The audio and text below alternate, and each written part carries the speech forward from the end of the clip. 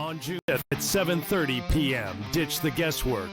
Ben Stevens, Kevin Walsh, James Young, and Tom Vecchio have your NBA draft betting coverage pick by pick, bet by bet, all night long. We got all the insights and expert analysis because betting blind isn't a strategy. Coverage starts at 7:30 p.m. on June 25th, only on SportsGrid. The Minnesota Vikings, J.J. McCarthy, who had such a good training camp last year, and it looked like he was pretty good, I believe, in the preseason, if I'm not mistaken, ended up going down for the full year. The Vikings are still obviously committed to him. They knew that McCarthy was going to be available at some point in June. And McCarthy actually went on record last week. They confirmed 2 weeks ago he was cleared medically. He did work last week. And he's going to be their starter. Newswire, only on SportsGrid. I'm with you in that you're going to have to take calculated risks. And that's what Leon Rose has been about since he's been here. And he's been measured. He hasn't been gung-ho in terms of mortgaging this franchise's future for immediate gains. They have had a prudent approach, and you're going to have to roll the dice in certain respects to get to that top level. And you're right, Donnie, when you look at next season, all things considered, you hope that they're healthy, and if they roll over, say, 85 to 90% of this roster, this is a top 3 team in the East. With Boston coming down, you know Milwaukee is going to come down, and so you have to figure it's going to be Indiana, the Knicks, the Cleveland Cavaliers in some sort of order in the preseason rankings. And so where they go from here, Jason Kidd is obviously the hot name right now. Things that both sides are interested from what we've heard in terms of Kidd and the New York Knicks. Is he that championship caliber coach to take the Knicks there? The Early Line, only on SportsGrid.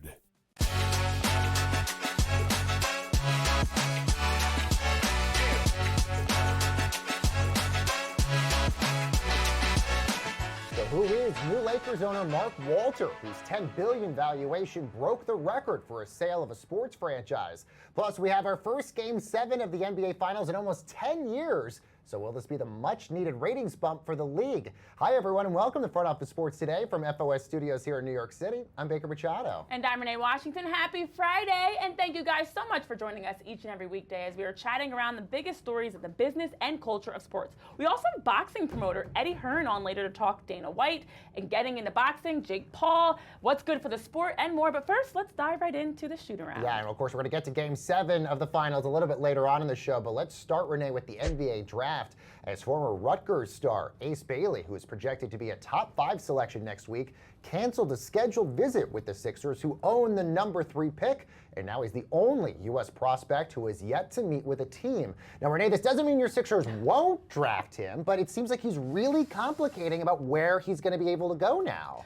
Personally, I'm not really sure what the Sixers will do in this draft. I'm never sure what they're going to do in the draft. But I will say there are also rumors and reports that they're considering trading that number 3 pick to move down to number 5, trade with the Jazz to see if they can offload the Paul George contract. Oh, he's yeah. owed over $160 million over the next 3 seasons. But on the other side, for Ace Bailey, his camp is saying they are looking for a team where he can come right in, get big minutes, be an impact player. So they haven't visited any teams throughout this process. Now, these visitations are more just a conversation, getting to know each other type of icebreakers and what's your favorite color and place to eat. Is that but what they I do ask? think, I don't think so. I do think it's actually a change in the formality of what the draft process is. When you look at Travis Hunter demanding to play 2 positions, now Ace Bailey, it's a new era for college athletes coming into the draft. And a lot of people are wondering, is he going to be Shedeur Sanders and fall down the draft because he's complicated his value and his stock? A Bailey bump like a Shedeur slide? Yeah, Shams Charanian is saying at least he could fall maybe even 5, 6 to even 8 where the Brooklyn Nets are at.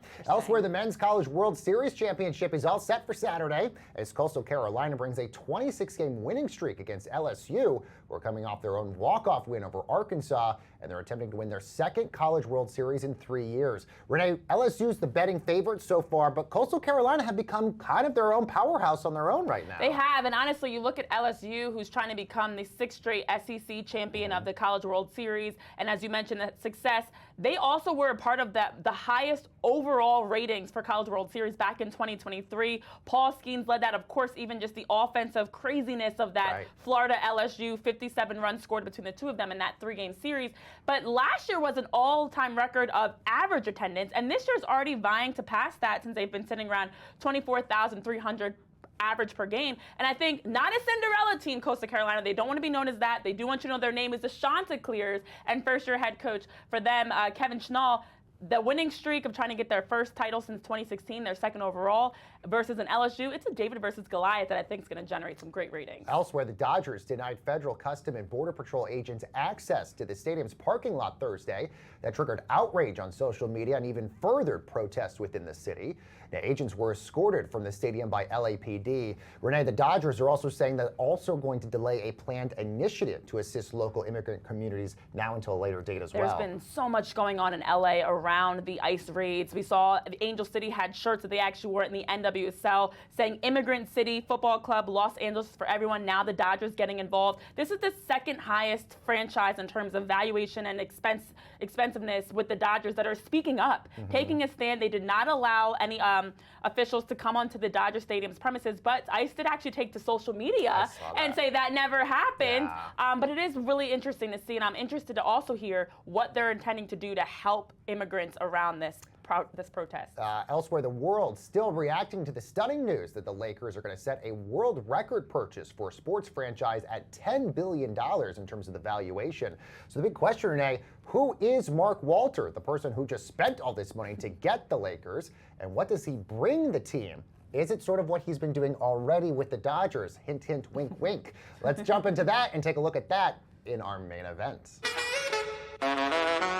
All right, let's bring in FOS Deals reporter and author of the Asset Class newsletter, which you can subscribe to on frontofficesports.com, Ben Horney. Ben, thanks so much for joining us. I guess the big question is, what kind of an owner will Mark Walter be for the Lakers? It's a good question, and it's something that everyone finds themselves asking because a lot of people don't really know who he is. Now, he's a prominent figure in the world of sports. He's an owner of the Los Angeles Dodgers.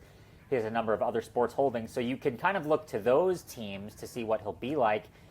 And the answer is that he's probably going to try to stay behind the scenes, although my question is, how easy is it going to be for him to remain kind of a behind-the-scenes player when you're the owner of the most visible franchise in the United States? Yeah, and I mean, this is a record $10 billion sale that nearly doubles that $6.05 billion that the Celtics sold for, that at the time we were in shock around, but this raises the bar. When you look at the Lakers franchise, there's 17 championships, there are 11 since the Buss family took over. How much is this also a sign of the change of the times in terms of valuation for franchises across sports, especially since the number 10 team is that 2018 Carolina Panthers team that then sold for $2.27 billion. And since then, the number keeps going up, Ben. It just keeps going up and up. But what I will say, well, two things. So number one, the 10 billion figure was absolutely stunning, right? It also happened on Wednesday night, and it happened in the middle of the NBA Finals. So it was very shocking.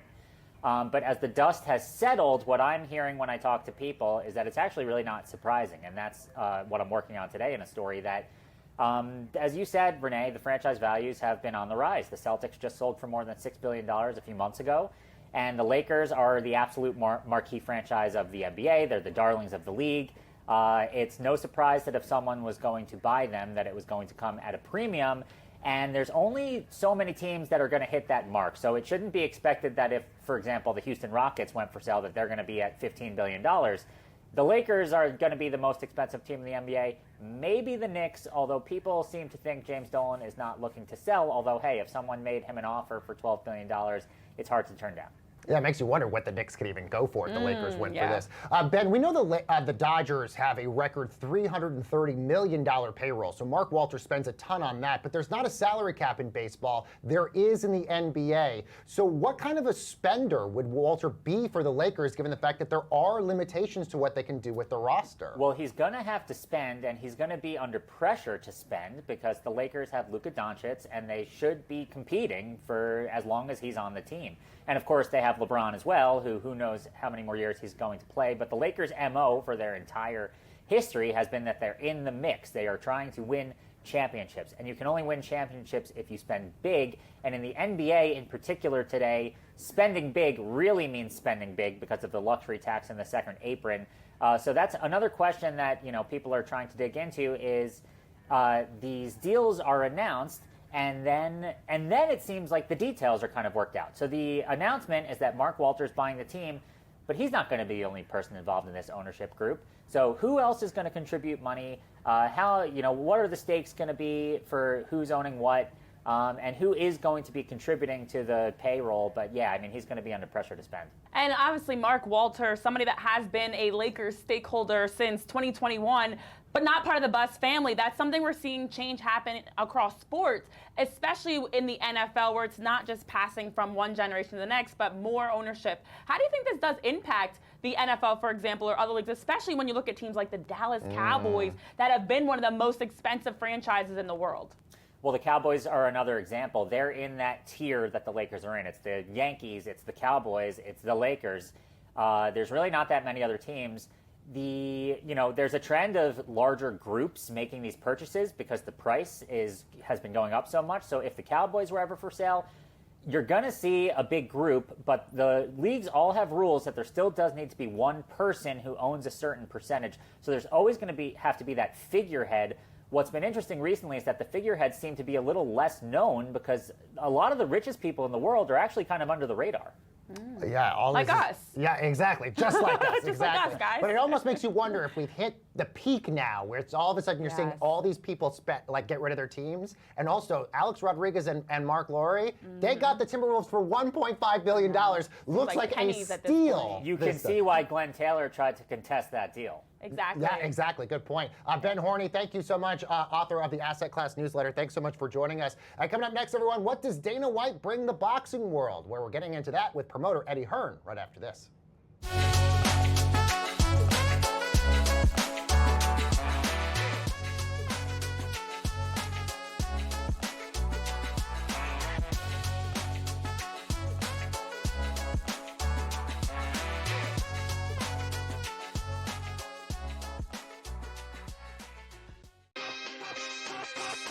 Here we go at Oakmont. Let's start with the course. What do we know about this course? How long is the rough, and does course history come into effect for you this week? The U.S. Open has always been billed as the most difficult test of golf there is on the planet. And I tell you what, it's often labeled as the most difficult golf course in the world is Oakmont. Game time decisions. Only on SportsGrid. We don't want you playing here. Can you move positions? Do something else. He starts the season like 0 for 150, it felt like, and finally finds himself in a groove at the plate, hitting 272. 15 home runs on the season? Now he's shipped to San Francisco. What is management going to do? Nobody who's paying you $313.5 million is going to hear anything from you. They'll figure out a way to get rid of you, and that's exactly what they did. The Early Line, only on SportsGrid.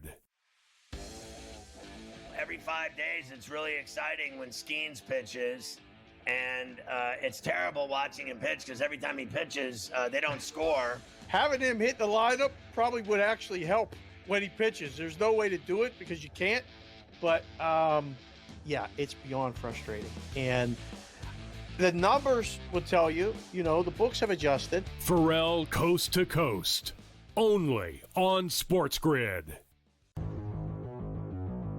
Dialing it back to his old days with St. Louis and Arizona.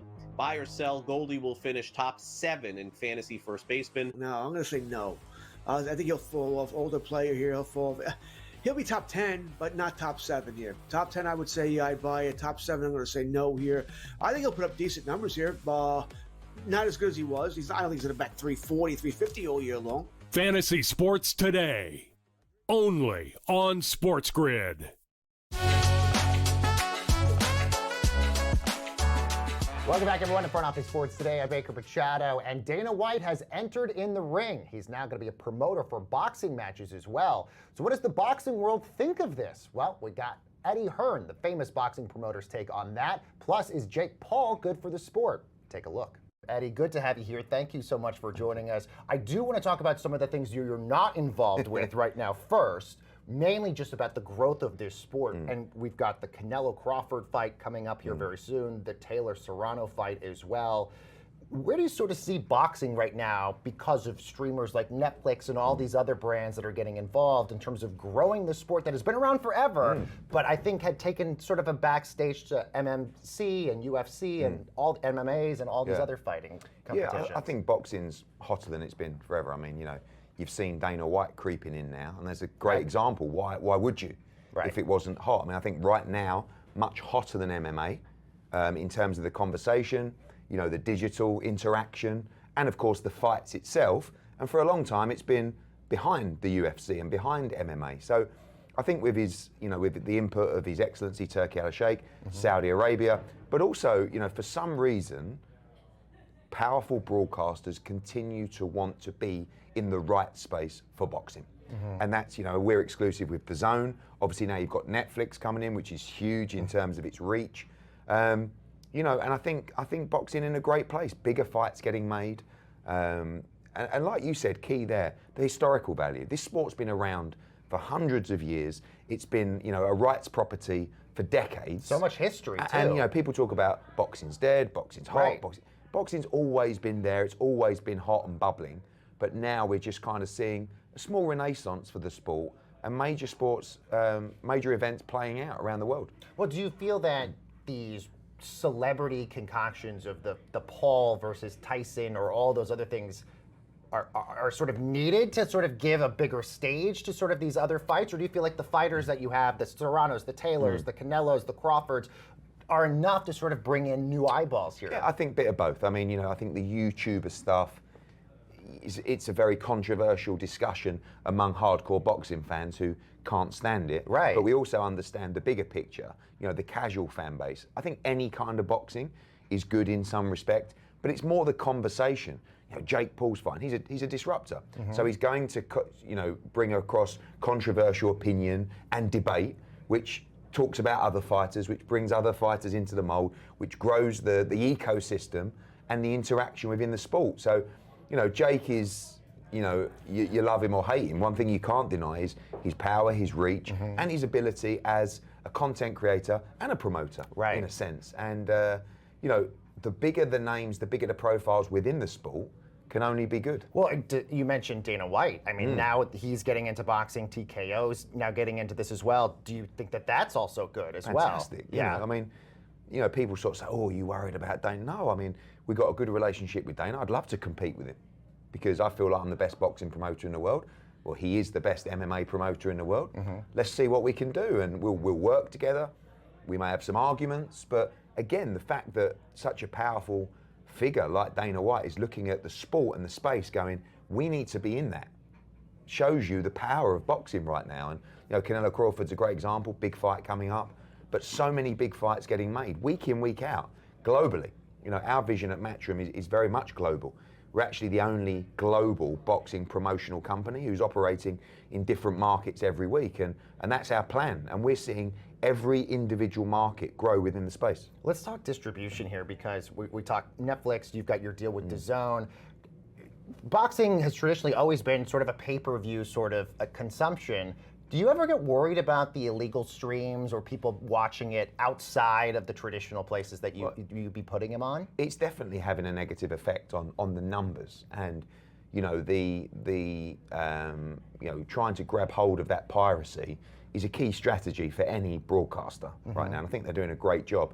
And it is ultimately illegal. And I think they're trying to make those enforcements. But you'll always get, the tech hero, if you like, that's trying to upload a stream. And for me, I think that pay-per-view, when we came into the US market with DAZN, there was very much a messaging of pay-per-view is dead. And I think they realized that to get the biggest names in the sport, Canelo Alvarez is a great example that they ended up signing. That model was essentially the only way to create the revenue to pay for that talent. But I never said pay-per-view is dead. What I said was, I think the price point is too high. Dead. Yes, I mean, you're talking about an $80, $90, sometimes $100 price point. Exactly. And so you're boxing certain people out from watching it. And you're inviting people around your house. You're chipping in $10 a piece. Right. Yeah. In the UK, it's $25 to $30. Which I think is consumable. But for me, just that, I think the price point needs to come down. The model will always exist. But how crazy, what other sport, has a pay-per-view element I think attached it's to it? the only one I can know. think of. And it's, it's not like, boxing is a big sport. Right. But, you put it to the likes of, the Super Bowl and, I don't know, Ryder Cup and all these massive events globally, the Olympics, they don't have a pay-per-view system. It's just something that exists within boxing and something that I think is sufferable for fight fans at the right price point with the right value. You've been talking a lot about Anthony Joshua, sort of the tail end of his career, maybe a Tyson Fury, match with him, Tyson coming out of retirement. Do you think that that's going to happen? And do you sort of think that that's sort of the swan song that Anthony sort of needs at this point in his career? I think, I said the other day, and sometimes I give interviews, and next thing is all across the page. I know, it's everywhere. And AJ's like, and I said, 2026 will probably be his last year. Right, I know. And he's like messaging me going, all right, don't write me off yet. But when you look at it, that's probably 3 fights away. Now, if you get on if he fights in November, December, wins, fights Tyson Fury, beats him twice, maybe there's a Dubois fight or an Usyk fight. I don't know. But you have to look at his age. You have to look at the natural progression of an athlete. And for me, the only thing kind of left to do is fight Tyson Fury. I mean, we signed for the Wilder fight. He got beat. That was one that probably slipped away. It would have been nice for the resume. But that's the fight. AJ against Tyson Fury, I think the biggest in the sport.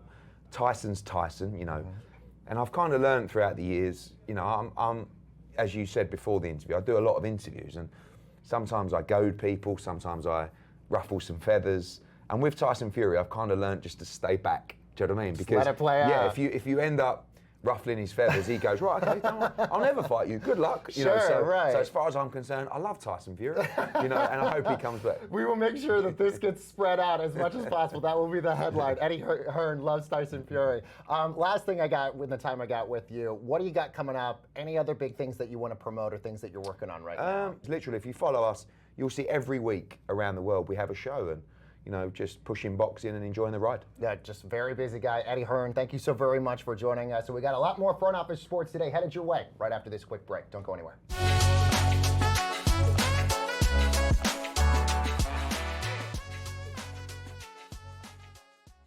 On June 25th at 7:30 p.m., ditch the guesswork. Ben Stevens, Kevin Walsh, James Young, and Tom Vecchio have your NBA draft betting coverage pick by pick, bet by bet, all night long. We got all the insights and expert analysis because betting blind isn't a strategy.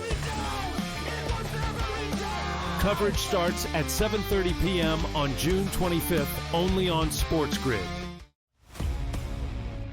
Astros right now have awoken. Maybe they are the best team out in the West because a rooting interest for me, Tom, always the Mariners. Hey, they're finally getting the hitting back, but now that's starting to slide. We can make the case for the Rangers. They shore up some things. A team that the Rangers, you and I were both very high on coming into the season. They make a shot for the wild card. But I do think it's going to be a two-team race between the Astros and the Mariners, and that's really about it. Yeah, it's a shame. Pro Baseball Today, only on SportsGrid. Does a guy like Giannis fit onto that roster if you can make some of those changes? I just don't see a KD pursuit as being realistic for the Knicks. But hey, if they can pull a rabbit out of a hat, as Leon Rose oftentimes can, I'd go after Giannis in a heartbeat. It's just, what type of package could they entice for the Milwaukee Bucks? And is it a 3 or 4 team trade? It gets a little bit tricky in that regard. You see the Knicks there with a plus 340 price. The Early Line, only on SportsGrid.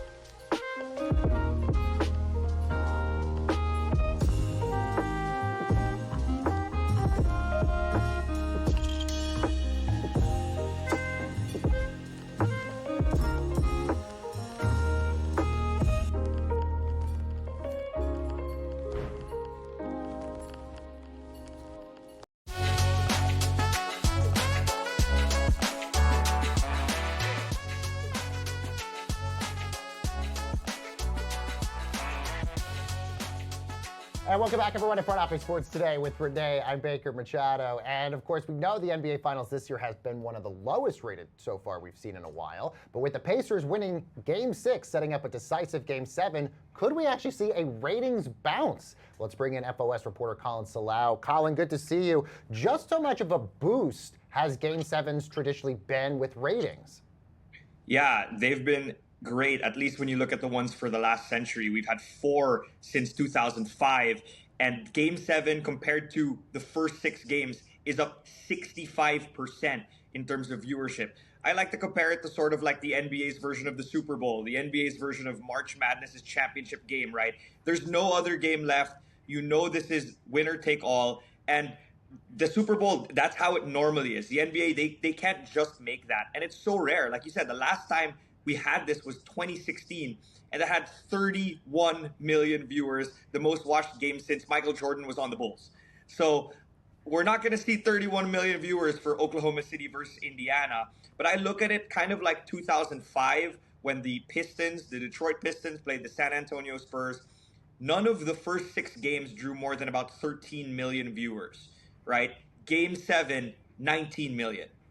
I'm looking at this potentially having a similar bump. If it can get 14, 15, 16 million viewers, that's the most watched game since 2019. So Game 7 really will play a factor, and I could see it happening for this low-rated series. And when you look at that 2016 finals, Steph Curry, LeBron James, Warriors, Cavs, iconic moments that happened in the NBA playoffs, especially in a Game 7. How important is it for the NBA to have this, especially with the emergence of players like SGA, Jalen Williams, Pascal Siakam, Tyrese Halliburton, to have them battle in a Game 7 on the biggest stage? Yeah, that's a great question. You know, Adam Silver said before Game 1 that he knows that these players, SGA, Halliburton, Siakam, aren't stars in the way that LeBron and Steph are, but he said that he thinks the NBA Finals will bring that stage, and what other a better stage than Game 7. You know, to your point, everyone knew Kyrie Irving, and then you remember Kyrie Irving with that shot in Game 7 in 2016, right? That solidified him as one of the greatest players of all time. And if Halliburton can do something like that, you know, even if someone like, to your point, like someone like Nembhard can do something similar to what Ron Artest did in 2010, that will solidify your legacy and really, I think, bring fans even to Oklahoma City or Indiana. Colin, we in the media get criticized a lot for maybe making too much of a deal about the ratings. How do you sort of think the NBA looks at this at the NBA Finals? Would you consider it to be a success for them? Yeah, I mean, I think it's going to show, especially with a Game 7, it's going to show a lot of people, you know, the product that the NBA has, the competitiveness, and kind of showcase the goal that the NBA has with this CBA, creating parity, creating excitement between these smaller market teams. I think the ratings are, you know, worth talking about because it's true. This is very low rated, but at the same time, this is a chance for people to watch these finals and be like, we care about the basketball side. And now it's a Game 7, and you know, it's competitive in the way that they wanted it to be. Well, if you're the Indiana Pacers, you have to think the last road team in that Game 7 won, so favorite to them. Yeah, and on the basketball side, these new faces, this new talent has been so fun to watch, and so Game 7 is going to be a good one this weekend. Amen. Colin Salau, thank you so much for joining us. And let's see what's bubbling over at the FOS water cooler. Well, Renee, rapper Drake is $800,000 lighter after he bet on the Thunder to win Game 6 Thursday, which of course didn't happen. He also picked the Thunder to win between 6 to 10 points, which also didn't happen either. Had Drake's bet paid off, he would have received $1.7 million. Now, he has lost about $8 million just on $125 million in gambling bets just in the last month, but he's not the only star that has lost money on this series. Jay-Z also lost $1 million because he picked the Thunder to win in 5, which didn't happen. Yeah, is this the Drake curse in full effect? Is that why we have a Game 7? Do we have Drake to thank for this? I do think as he not only revealed his $800,000 bets between the money line and the 6 to 10 points, he also tweeted out check that box, Shay, the ultimate Drake dagger, because anytime he is rooting for someone notoriously, they do not win. But I will say he did have some successful bets. Like, let's not rain on his parade. Although I don't think he's hurting for money with that $800,000. He did bet $620,000 on the Timberwolves to beat the Lakers Game 3 of the first round and won over $1 million as a result. So he has had some bets that have paid off. But let's just say he's not always. Yeah, I mean, look, I don't know very many people that are spending $125 million in gambling bets a month, but to think that he's only lost $8 million of $125 million? He also lost $1 million after betting on the Maple Leafs to beat the Florida Panthers in Game 7, and we see how that turned out. We'll see also what he does on Game 7. Guys, coming up on FOS next week, ESPN's Jay Billis is going to join us to preview the NBA draft. For Renee, I'm Baker. Enjoy the weekend. We'll see you next time. Bye.